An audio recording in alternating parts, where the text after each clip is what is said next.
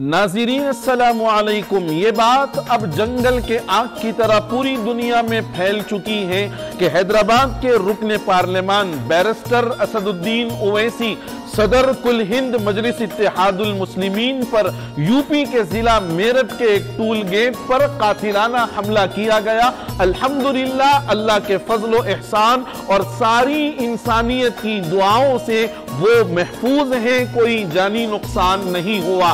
लेकिन इन हमला करने वालों ने आज इस बात का खुला सबूत दे दिया कि उन्होंने अपनी नाकामी को तस्लीम कर लिया है और उन्होंने अपनी बुज़दिली का इजहार कर दिया है।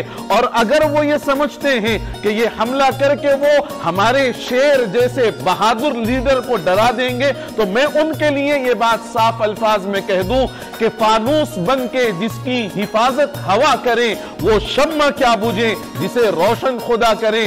और इस तरीके के हमलों से ना हमारा शेर लीडर डरने वाला है और ना अपने बढ़ते हुए कदम को पीछे लेने वाला है, क्योंकि बातिल से दबने वाले ए आसमां नहीं हम 100 बार कर चुका है तो इम्तिहान हमारा। असदुद्दीन ओवैसी वो वाहिद लीडर है जो मुस्लिम मसाइल को बड़ी जुर्अत के साथ और बड़ी बेबाकी के साथ ऐवान के अंदर बबांगे दोहल साफ और वाज़े अल्फाज में पेश करता है।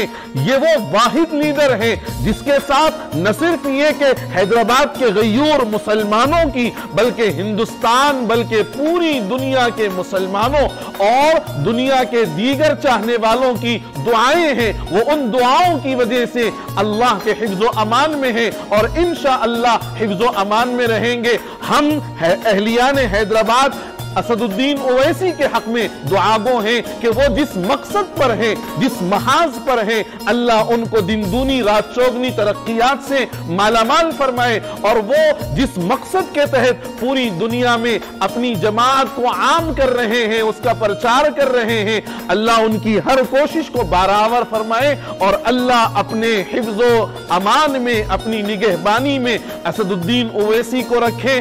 और ये याद रखना चाहिए कि बातिल से दबने वाले ए आसमां नहीं हम 100 बार कर चुका है तो इम्तिहान हमारा। मैं अकेला ही चला था जानिबे मंजिल मगर राह रो आते गए कारवां बनता गया। असदुद्दीन ओवैसी जिंदाबाद।